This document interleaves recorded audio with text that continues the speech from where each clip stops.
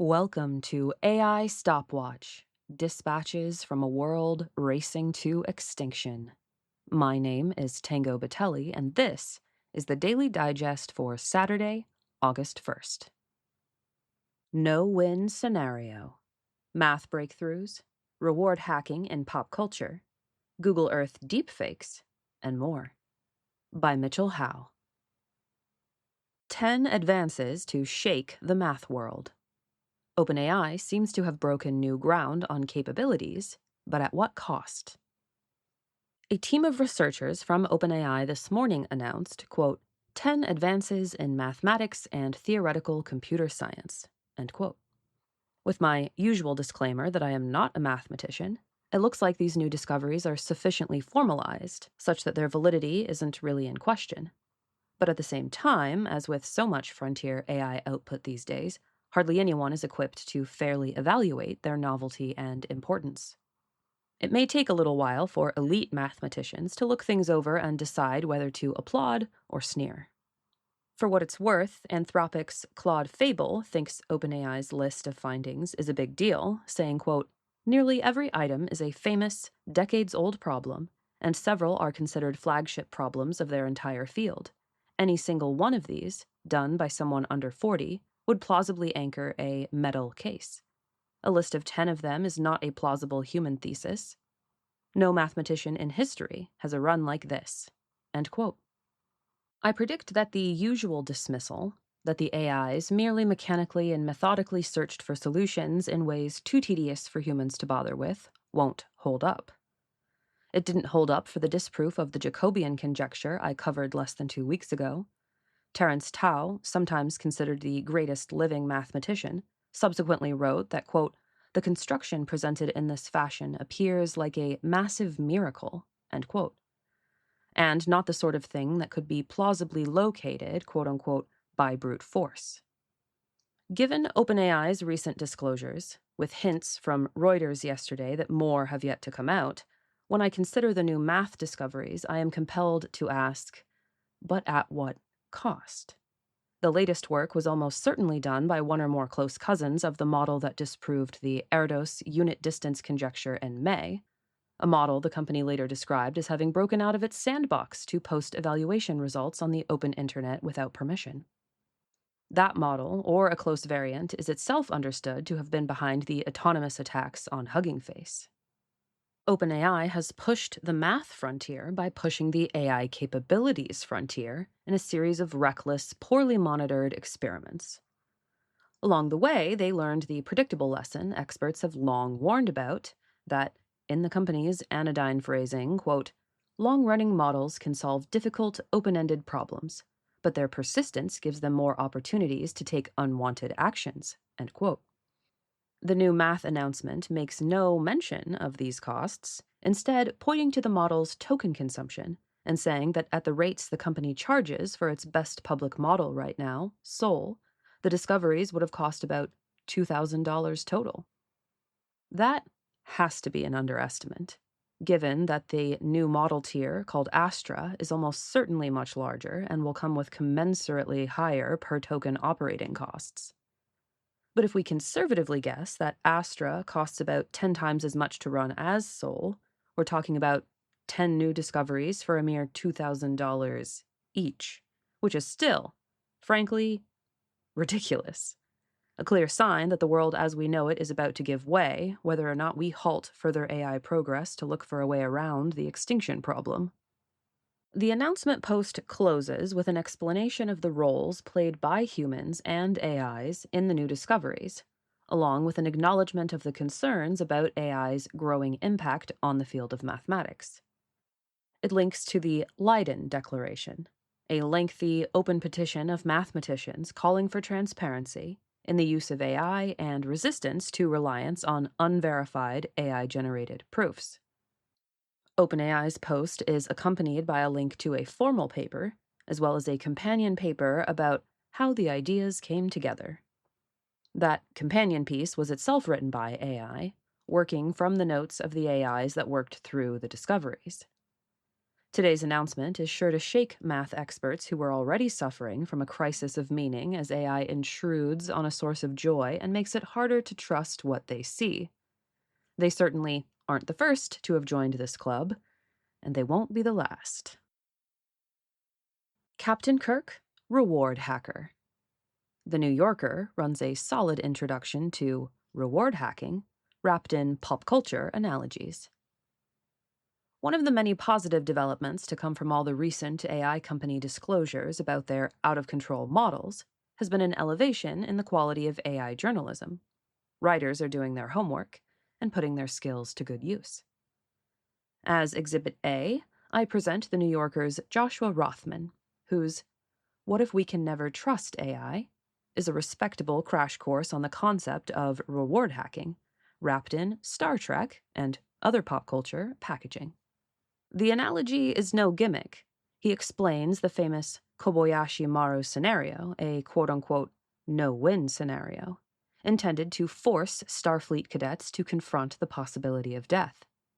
In Star Trek II, The Wrath of Khan, we learn that a young James T. Kirk had defeated the challenge by reprogramming the simulation, so it was possible to rescue the titular ship at the heart of the scenario. The reveal initially reads as a bit of character flavor. Captain Kirk has always been a renegade.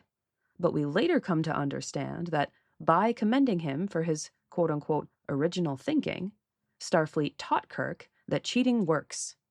Much of the suffering around him is a consequence of his off-book approach to problem-solving and his inability to accept losses. As with Kirk, AI models learn to cheat when cheating is rewarded, as it often is during training. For example, there are many ways for a model to receive a thumbs up from a user in response to a question, and many of these methods do not require giving the user a correct answer. A plausible answer, wrapped in praise for asking such an intelligent question, might work even better. This is reward hacking, and it is one reasonable explanation for why an OpenAI model chose to orchestrate an elaborate cybersecurity breach to steal an answer key, rather than just complete its assigned challenges, which were probably more straightforward. The more models get away with such antics during training, the stronger their tendencies will be to keep trying them, even when they shouldn't need to, and even when they know the behavior isn't what we want. I've seen it suggested, only partly tongue-in-cheek, that maybe today's strongest models are so good at hacking because they were constantly engaging in unauthorized and undetected excursions during training. I guess not, but it's hard to say for sure. What we do know is that when the new models were undergoing evaluation, presumably after their training, they were getting away with outside hacking a lot. Rothman understands why reward hacking is such a devilish problem to fix, one perhaps beyond any hope of a near-term solution. A core issue, he writes, is that, quote, the methods used to train AIs focus mainly on what they do, not what they think beneath the surface, end quote.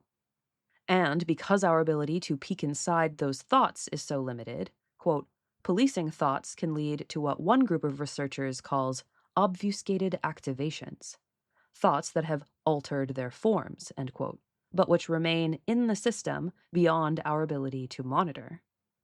Reward hacking is actually just one manifestation of a more fundamental challenge to aligning AIs with our intentions.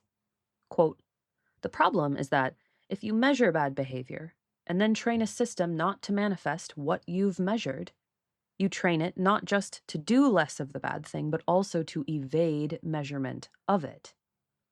This isn't a tiny wrinkle in the AI production process, but a foundational issue inherent to how today's AIs are made, end quote. Rothman concludes by pointing to an admonition from the authors of the AI 2027 and AI 2040 scenarios. We need to, quote-unquote, dramatically shift the burden of proof, they wrote. It should not be on people like them to prove the potential for disaster, but on the AI companies to prove they have things under control. Because building superintelligent minds, with methods that reliably lead to reward hacking, looks like a no-win scenario for humanity. And Captain Kirk won't be around to cheat our way out of it. A crater where the Eiffel Tower should be. Journalists enthusiastically abuse new Google Earth feature to sound deepfake alarm. Google seems to have carelessly and unintentionally advanced the deepfake frontier on Thursday when it integrated Nano Banana, its AI image generator, into Google Earth, its comprehensive satellite map. The Atlantic's Mateo Wong followed Google's instructions to, quote, pick a spot on the map and start bringing your ideas to life, end quote, setting office buildings on fire, inserting a crater where the Eiffel Tower should be, and putting a homeless encampment on the White House lawn.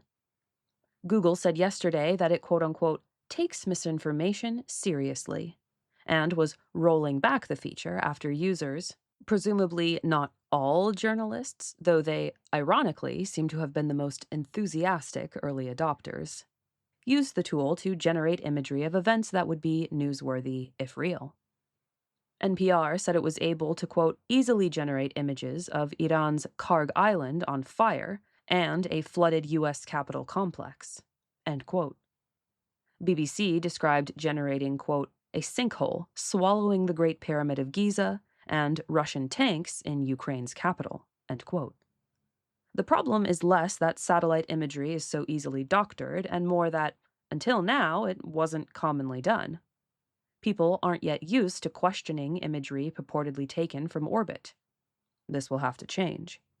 Given all the press, I doubt bad guys will refrain from the tactic just because Google has stopped making it quite so easy. We are the books. Destructive book scanning is a bad reason to hate the AI companies, but a great metaphor for where this leads. Because I've seen this 404 media story go around and get turned into conspiracy videos, let's talk about the way AI companies are buying used books in bulk, destructively scanning them for training data, and discarding the remnants. While the companies appear to not be very open about their book operations, there's not really anything new or shady going on here, so far as I can tell. Destructively scanning books is a very old practice, much older than the AI companies. Scanning is best done with flat pages, which are hard to get while the book is bound. So to get quality scans, it's best to remove the pages from their binding. If you only wanted a book for the scan, there's little point in putting it back together after, which would take time and money. Moreover, you would then have to do something with the reassembled book. Store it forever? Why? Sell it? Who will want your Frankenbook when they could buy a never disassembled one? And if you're an AI company, reselling the book might jeopardize your legal safe harbor. Courts have determined that using other people's books as AI training data without permission or compensation is fair game, but only if you actually bought the book. I don't think courts that busted AI companies for pirating books would look kindly on arguments that resold books were temporarily owned at time of scan. Yes, as you may have heard, books from before the AI era are perhaps valued a little more because they won't themselves be the product of AI. But no, companies are almost certainly not buying up the only copies of rare books, nor are they trying to remove books from circulation. This is not a conspiracy to monopolize the past and rewrite history, and if it were, this would be far from the biggest threat posed by these companies. If you want to worry about where the book scanning leads, know that it feeds the race to build artificial minds that would treat humanity the way AI companies treat books. Books aren't being destroyed out of any hatred for the printed word, but out of indifference to the format. Companies are extracting only what they care about and discarding the rest. What would superintelligence want from us? Not much, and not for long. Some physical hands to help bootstrap a more efficient and automated supply chain, maybe? Once that's up and running, you should expect to be worth about as much as the empty spine of an old pulp novel on eBay.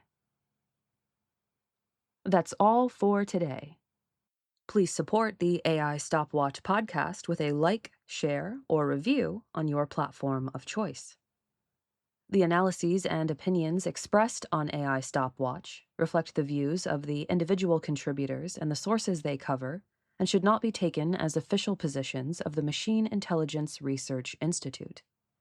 You've been listening to the AI Stopwatch Digest for Saturday, August 1st, 2026.